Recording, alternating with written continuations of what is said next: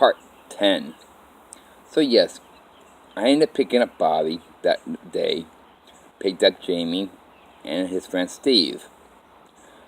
We're driving around. We went to a pool hall. We ended up playing pool. Bobby just watched us play pool. And then we got back in my car, and all of a sudden, Steve's like, "Hey, I feel like doing some LSD." Jamie's like, "Oh, that sounds like a good idea." He looks at me and goes, "Dave, you got any money on you?" I'm like, "Yeah, I sure do."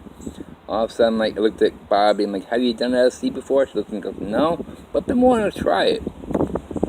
So I ended up buying her some LSD. One hit. We went to Steve's house. And I took an LSD. I was expecting to see spirits. Instead, I ended up hallucinating correctly. I had a blast of the time where I'm hanging out with Bobby. And Bobby was hallucinating as well. All of a sudden, Bobby, she goes, "Ooh, I have 6 fingers." She only has, of course, 5 fingers. She has 6 fingers, she said. She also mentioned that she loved me. Right off the bat, she goes, "You know what? I love you." I'm like, "Huh?" She goes, "Did I just say that?" I'm like, "Yeah." She was like, "Oh, okay." I ended up using the restroom in Steve's bathroom. And when I was using the restroom, he had tiles on the wall. Tiles of flowers. The flowers won't bloom. But when I was looking at the flowers, all of a sudden the flowers, they were waving back and forth, and they were blooming in front of me. Then closing back up, then blooming again. I'm like, whoa, this is pretty awesome. We end up stepping outside, and when we stepped outside, all of a sudden me, Jamie Johnson, Bobby, and Steve were outside. Nobody else was outside in the neighborhood. The whole sky flashed white for a second or two. I mean, it ended up being like daylight outside for 2 seconds. We were like looking at each other like, what the hell just happened? Like, this is the first time we ever experienced something like this before.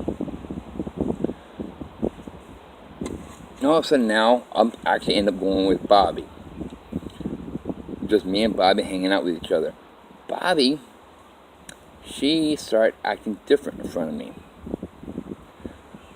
She acted like a 6-year-old sometimes. Then she acted like a 9-year-old. I mean, a 12-year-old. Or a 15-year-old. She was 17 at the time. No, 18 at the time now. Don't know why she's acting differently. So I started talking to her and find out she has multiple personalities. A 6-year-old was Mabel. The 12-year-old was Cindy. And the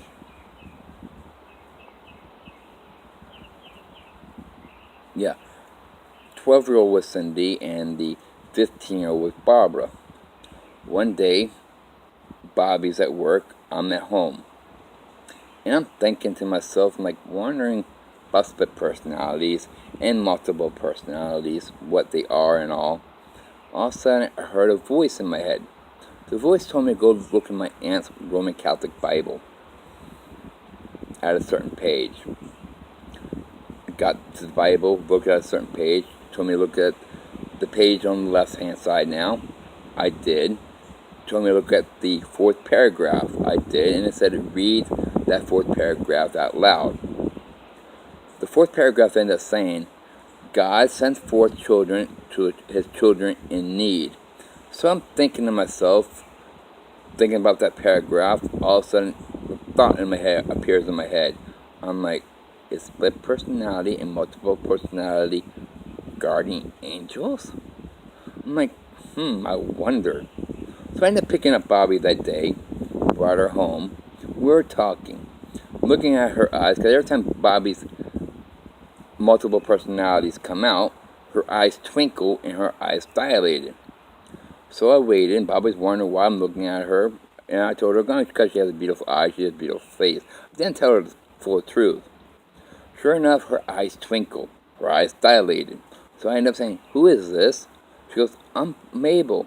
I'm like, Mabel, I got a question to ask you. She looked at me and goes, what's that? I'm like, are you a guardian angel? When I said that, she looked at me, eyes wide open, mouth just dropped. Then she closed her mouth and ended up saying, how in the world do you know that? Because nobody in mankind history knows that multiple personalities and split personalities are guardian angels. She goes, how do you know that? I'm like, I'm a thinker, plus I heard a voice telling me to look in the Bible. She goes, yes, I'm a guardian angel. So is Cindy, so is Mabel. Barbara. And Bobby has other guardian angels inside of her as well, who comes out once in a while, but not all the time. And it turns out, Mabel, she is actually 25 years old. She drowned in the ocean from a ship, from sinking. Found out later on that was the Titanic. Barbara, she ended up dying by her husband's hands. Her husband choked her to death. Cindy, I totally forgot how Cindy died. Now, Bobby, guardian angels do leave and come back and end up being Bobby.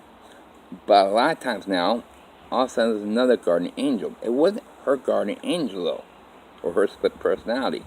Turns out guardian angels could move body to body. What I mean by that is her niece, Crystal, had an awakened guardian angel as well. Her awakened guardian angel was named Jasmine. She was 6 years old. She ended up dying by starvation a long, long time ago.